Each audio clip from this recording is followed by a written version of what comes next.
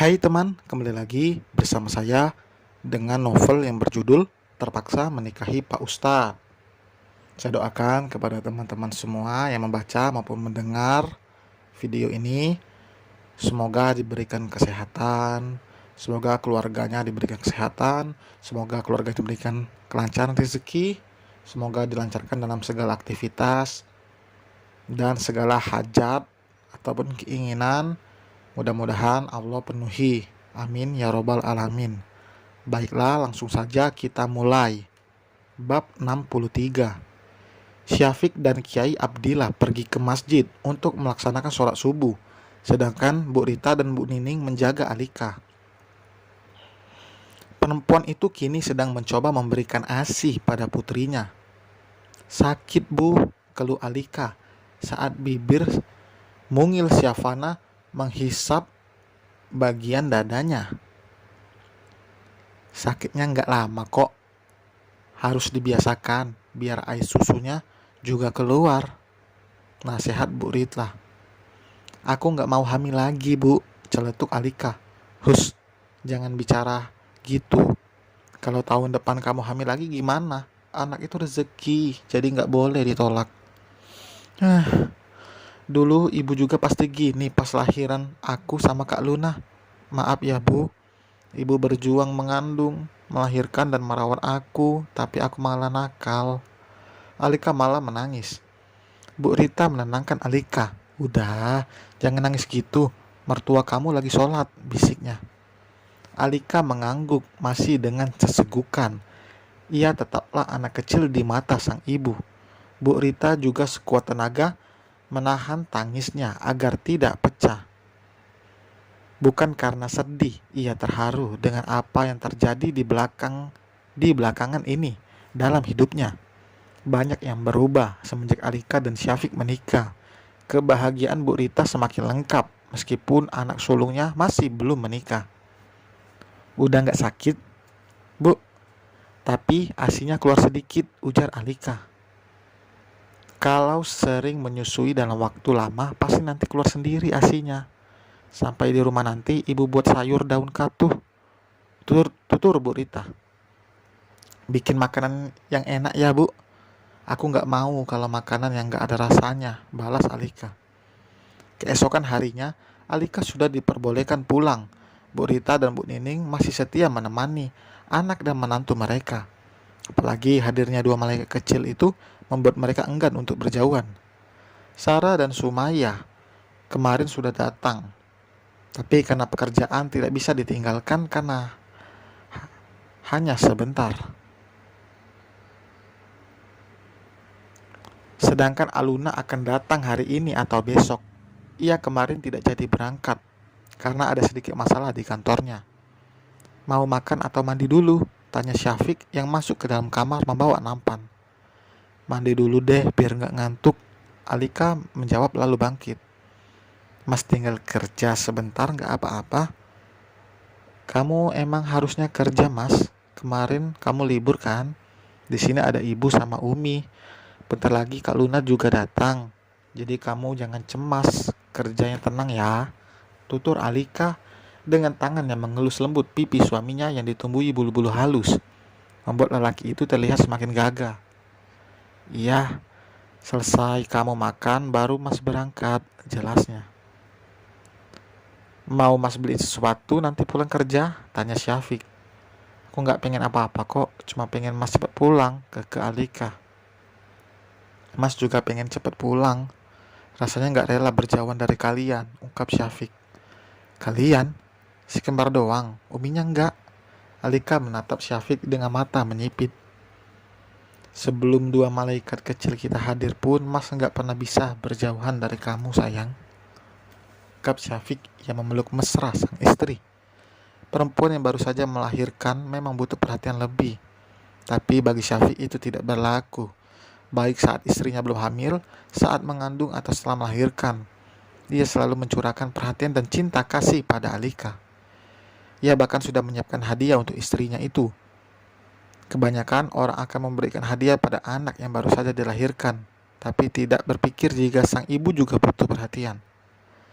Wajar saja Jika Alika merasakan cemburu karena sebelumnya perhatian Syafiq tercurah sepenuhnya padanya, apalagi perempuan itu masih kekanak-kanakan, padahal sudah memiliki anak.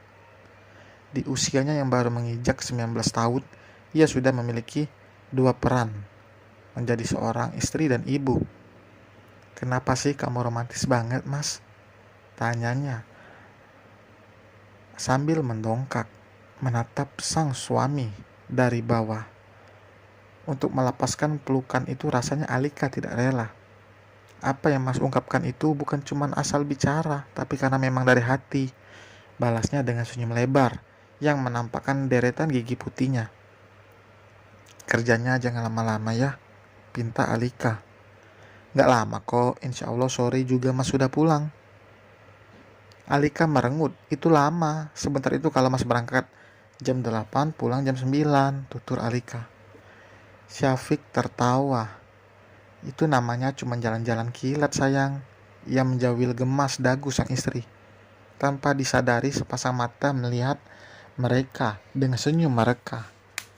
Ia mengurungkan niatnya untuk menidurkan sang cucu yang baru saja tertidur setelah tadi dibawa untuk berjemur. Melihat anak dan menantunya bahagia dan harmonis, tentu sebuah kebanggaan, karena perjodohan yang dilakukan ternyata tidak sia-sia. Awal merencanakan memang kedua pihak berpikir jauh karena menikah itu seharusnya sekali seumur hidup. "Ya, kok dedeknya udah bobok lagi, Mi?" tanya Alika pada mertuanya. "Bayi yang baru lahir memang seperti ini, Nak. Dalam satu hari bisa beberapa kali tertidur. Nanti semakin besar, jam tidurnya juga pasti berbeda," jelas Bu Nining. "Asinya udah mulai lancar atau masih sedikit?" Bu Nining bertanya lalu menaruh Syahana di box bayi. "Masih sedikit, Mi, tapi ini masih mending daripada kemarin," jawabnya. Alika bahkan merasa bosan karena dalam satu hari ia terus makan sayuran hijau. Apalagi Alika tidak terlalu suka sayuran. Jika tidak memikirkan anak-anaknya, Alika pasti akan menolak. Ya bahkan sudah sangat rindu dengan jajanan kesukaannya. Karena semenjak hamil, Alika tidak pernah lagi diperbolehkan untuk membeli jajanan apapun. Meskipun sebenarnya ia sering diam-diam membeli itu sesekali tanpa pengetahuan Syafiq. Bersyukur karena tidak terjadi apa-apa pada kehamilannya. Alika memang nakal dan susah untuk diberitahu. Beruntung karena ia memiliki suami yang begitu penyabar. "Kalau memang lapar, makan aja ya. Kamu butuh banyak asupan biar asinya juga lancar," nasihat Bu Nining. "Iya, Mi, tapi nggak ada makanan lain kah? Aku bosen makan ini terus," keluh Alika. "Nanti Umi coba masak menu lain ya," ujar Bu Nining. Alika mengangguk lalu mengikuti mertuanya keluar dari kamar, membiarkan si kembar tertidur. Bu Rita tadi sedang menerima telepon dari salah satu rekan bisnisnya. Meskipun banyak urusan, tapi Bu Rita akan tinggal di rumah itu sampai Alika bisa mandiri, setidaknya memandikan anaknya. Terdengar suara bel. Alika langsung bergegas membukakan pintu. Ia mundur beberapa langkah saat tamu itu memeluknya dengan tiba-tiba. "Congrats adikku, mana si kembarnya?" ujar Aluna setelah melepas pelukan pada sang adik. Udah datang gak ngucap salam, main peluk. Sekarang langsung nanyain si kembar. Harusnya tanyain dulu emaknya kayak apa," sunggut Alika. "Ya maaf, kakak tahu kamu itu baik-baik aja. Kalau enggak mana mungkin cerewet kayak gini kan?" seletuk Aluna, membuat Alika mencubit kesal. "Nanti aja liatnya, mereka lagi tidur. Kakak mending mandi dulu sebelum nanti pegang anak-anak aku," saran Alika. "Dasar bawel." Aluna masuk lebih dulu. Ia merebahkan tubuhnya di sofa karena merasa lelah karena mengendarai mobil seorang diri. Tahu jika adik iparnya sedang tidak di rumah, jadi Aluna tidak merasa risih melakukan itu. Saat anak-anaknya tertidur, Alika juga rasanya mengantuk. Tadi malam ia beberapa kali bangun karena anaknya bergantian terbangun karena haus dan juga popoknya basah. Tidak ingin merepotkan ibu dan Syafiq. Alika dan Syafiq mengurusnya berdua, kedua putri mereka. Bu Rita dan Bu Nining sudah banyak membantu dari pagi sampai sore. Dari memandikan, membawa untuk berjemur dan juga menjaganya. Alika bahkan tidak tidur di kamarnya. Ia berbaring di karpet ruang tengah dengan televisi yang menyala. Dan Aluna sudah lebih dulu terlelap. Tadi malam gadis itu begadang untuk pekerjaannya dan siangnya harus segera menemui kedua keponakannya. Bu Rita melihat kedua anaknya tertidur, hanya menggelengkan kepala, tidak tega membangunkan keduanya karena terlihat sudah begitu lelap. Tak, Mbak bikin jus mangga nih. Kita ngobrol di gazebo aja yuk. Kalau di sini ganggu mereka tidur, ajak Bu Nining. Iya Mbak. Dari gazebo mereka masih bisa mendengar jika si kembar bangun atau jika ada tamu datang.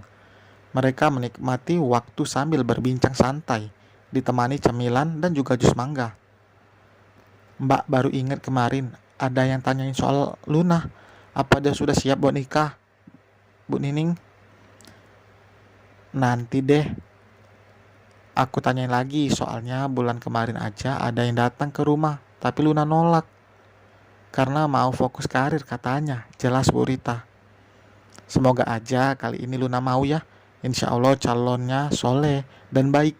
Dia itu temennya Syafiq.